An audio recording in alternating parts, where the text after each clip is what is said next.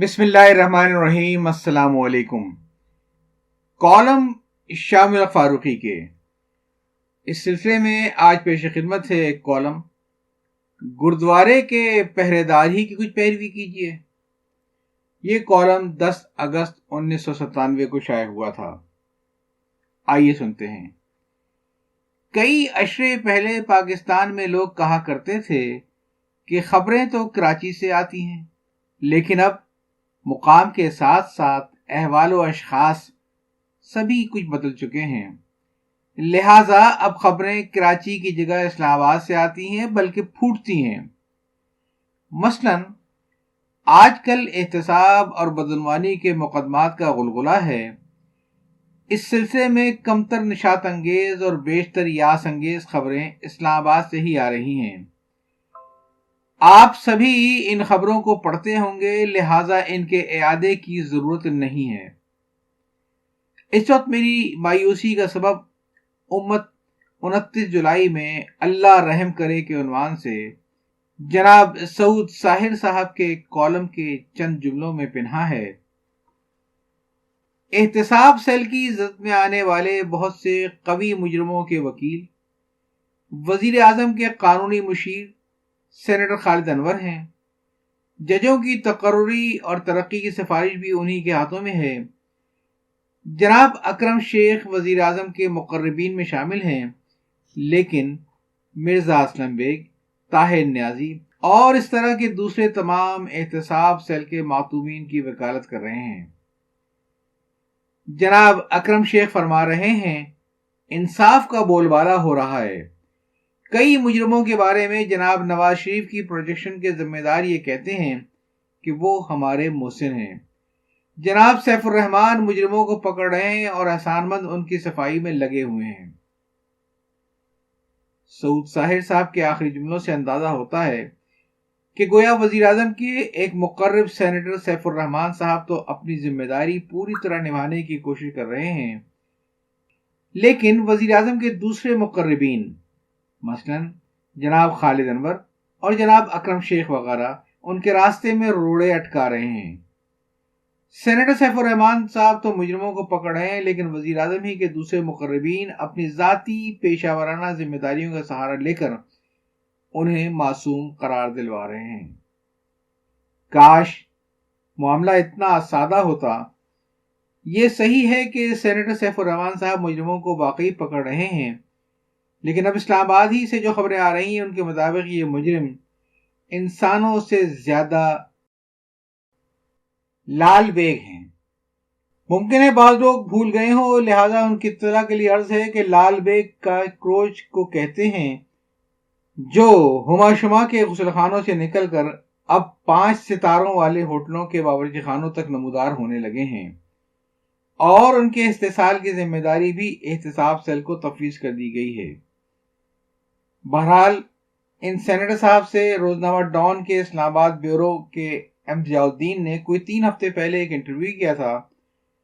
21 जुलाई की शुमारे में शाया हुआ। इसे पढ़कर बहुत ज्यादा तमानियत का एहसास नहीं होता, इसीलिए अपने कॉलम का खात्मा एम जियाउद्दीन के उन अल्फाज पर किया था। जब इंटरव्यू खत्म करके मैं उठा तो मुझे यकीन था कि सेनेटर इस बदनसीब कौम के लिए कोई ऐसा तोहफा खुदाबंदी है जो कौम को और ज्यादा बदनसीब बना देते हैं।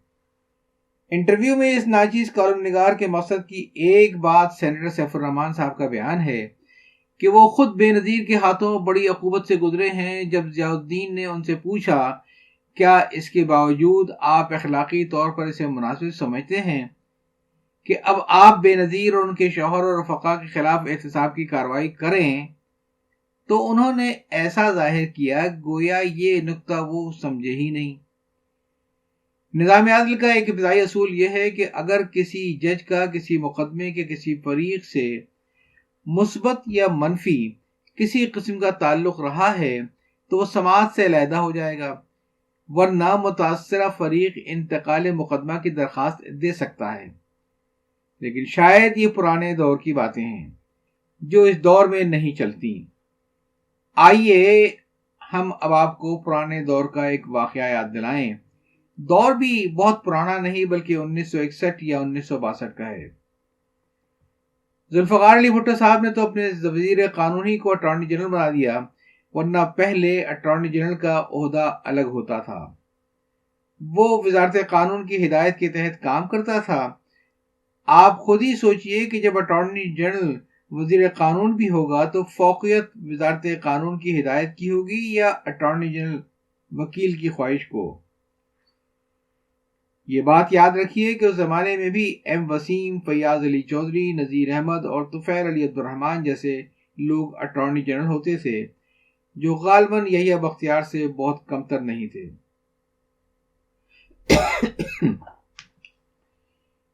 اٹارنی جنرل کی شرائط ملازمت میں یہ بات شامل ہے اٹارنی جنرل کی شرائط ملازمت میں یہ بات شامل تھی اور اب بھی ہے کہ وہ اپنی ذاتی پریکٹس بھی کر سکتا ہے، لیکن کسی ایسے مقدمے میں وہ فریق مخالف کی طرف سے پیش نہیں ہوگا جس میں مرکزی حکومت ایک فریق ہو۔ یہ بھی یاد رکھیے کہ فوجداری کے مقدمات یعنی قتل، ڈاکہ، چوری وغیرہ جیسے جرائم جن میں ریاست مدعی ہوتی ہے، ان میں ریاست سے مراد صوبائی حکومت ہے، نہ کہ مرکزی حکومت۔ یعنی اگر کوئی شخص چوری یا قتل میں ماخوذ ہو تو چونکہ صوبائی حکومت مدعی ہوگی، لہذا مرکزی حکومت کا اٹارنی جنرل ملزم کی طرف سے کسی بھی عدالت میں پیش ہو سکتا ہے، لیکن عموماً ایسا نہیں ہوتا، کیونکہ یہ بات اٹارنی جنرل کے عہدے سے بھی فروتر ہے اور اخلاقی طور پر بھی ناپسندیدہ۔ 1961 یا 62 میں چودھری نذیر احمد صاحب مرکزی حکومت کے اٹارنی جنرل تھے۔ ان کا دفتر لاہور میں تھا۔ مغربی پاکستان ہائی کورٹ کے ایک جج لا سیکرٹری تھے۔ لائل پور، اب فیصل آباد میں ٹیکسٹائل کی ایک بہت بڑی فیکٹری کی لیبر یونین کا ایک لیڈر قتل ہو گیا۔ شبہ فیکٹری کے مالک کے بیٹے پر کیا گیا۔ اسے حراست میں لے کر مقدمہ چلایا۔ مجسٹریٹ نے سرسری سماعت کے بعد فرد جرم عائد کر کے مقدمہ سیشن سپرد کر دیا۔ ایڈیشنل سیشن جج کی عدالت میں مقدمہ پیش ہوا۔ چودھری نذیر احمد کا شمار فوجداری کے مشہور وکلاء میں ہوتا تھا۔ ملزم کے والد جو پاکستان کے ایک مشہور دولت مند صنعتکار تھے، کوئی خطرہ مول لینے کو تیار نہ تھے، لہذا انہوں نے سیشن عدالت ہی کی سطح پر چودھری صاحب کو اپنے بیٹے کی پیروی کے لیے مقرر کیا۔ ظاہر ہے حکومت صوبائی کی طرف سے پیروی ضلع کا ایک معمولی پبلک پروسیکیوٹر کر رہا تھا۔ اگرچہ اس پیشکش کو قبول کرنے کے لیے چودھری صاحب کو کسی ایجاد کی ضرورت نہ تھی، لیکن بربنائے احتیاط انہوں نے مرکزی وزارت قانون سے ایجاد مانگی۔ اس سلسلے میں لا سیکرٹری کو ایک تار بھیجا۔ ان دنوں دارالحکومت میں جگہ کی قلت کے باعث لا سیکرٹری اور لا منسٹری کے دفاتر میں کوئی 4-5 میل کا فاصلہ تھا۔ لا سیکرٹری نے تار ہی پر یہ حکم لکھ کر اسے دفتر میں بھیج دیا کہ چودھری صاحب کو اجازت دے دی جائے۔ دفتر سے چھوٹے سے بڑے تمام افسران متعلق رائے تھے کہ اگرچہ اٹارنی جنرل قانون کسی اجازت کے بغیر بھی صوبائی حکومت کے خلاف پیش ہو سکتے ہیں، لیکن اخلاقاً ایسا نہیں ہونا چاہیے۔ لا سیکرٹری سے گفتگو کی، لیکن وہ اپنے موقف پر قائم رہے۔ اپنے نقطہ نظر کی مزید وضاحت کے لیے متعلقہ افسران 4 میل کا فاصلہ طے کر کے لا سیکرٹری کی خدمت میں حاضر ہوئے اور گفتگو شروع ہوئی۔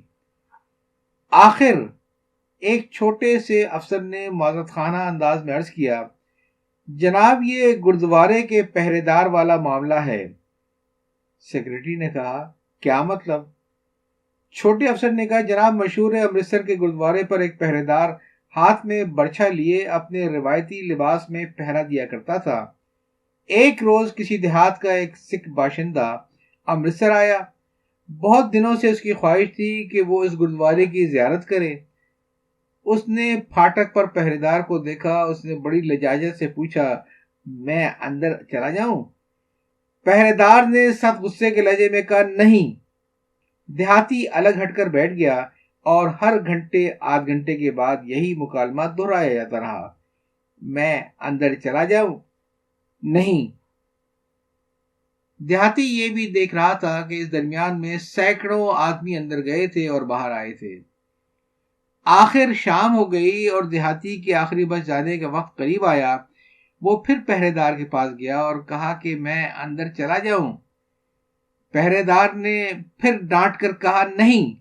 دیہاتی سکھ نے سوچا کہ اب معاملے کو یکسو ہو جانا چاہیے، چنانچہ اس نے قدرے سخت لہجے میں کہا کہ میرے سامنے ہزاروں آدمی اندر گئے، تم نے کسی کو نہ روکا، صرف مجھے تم کیوں روک رہے ہو؟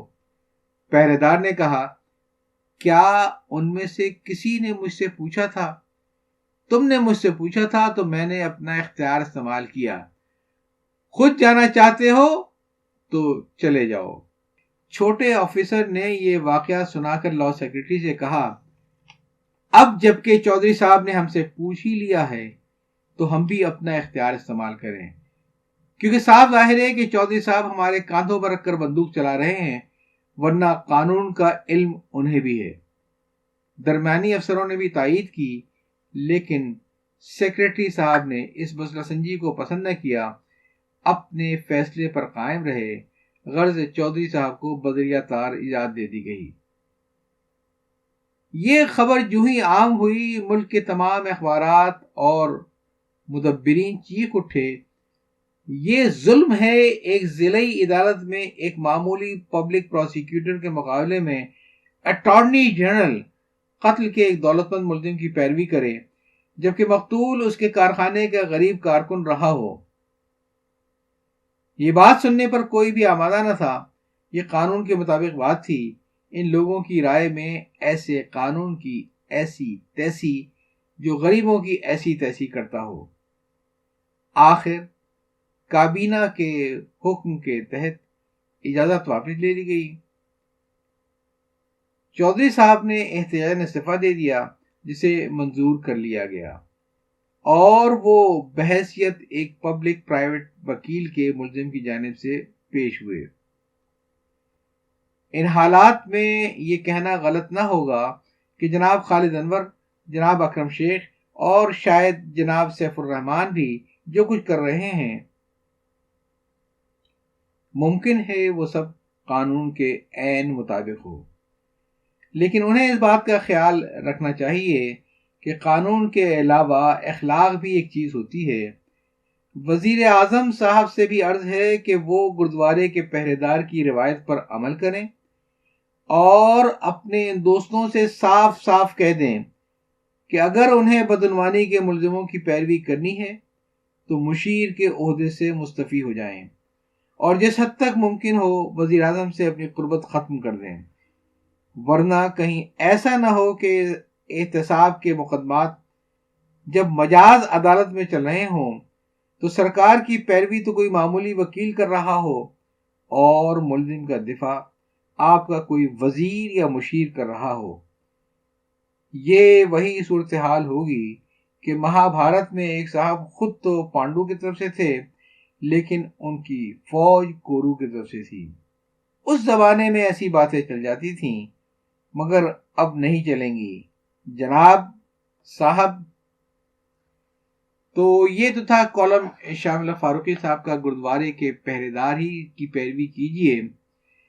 میں اس میں صرف اتنا اضافہ کرنا چاہوں گا کہ فاروقی صاحب نے جو ذکر کیا ہے ایک معمولی سے آفیسر کا، ایک چھوٹے سے، میں اس بات میں آخر میں ایک بات کا ذکر ضرور کروں گا کہ فاروقی صاحب نے اس میں لاء منسٹری کے ایک چھوٹے سے آفیسر کا ذکر کیا ہے، جس نے ایک مسئلے پر رائے دیتے ہوئے گردوارے کے پہرے دار کی مثال دی تھی اور جس کی اس کے درمیانے افسروں نے تائید بھی کی، لیکن سیکرٹری صاحب نے اسے پسند نہیں کیا اور اپنے فیصلے پر قائم رہے۔ زیادہ امکان یہ ہے کہ وہ چھوٹے افسر فاروقی صاحب خود ہی تھے، کیونکہ اس زمانے میں وہ لاء منسٹری میں تھے اور اس قسم کے معاملات کو وہی دیکھا کرتے تھے۔ یاد چاہتا ہوں۔ اللہ حافظ۔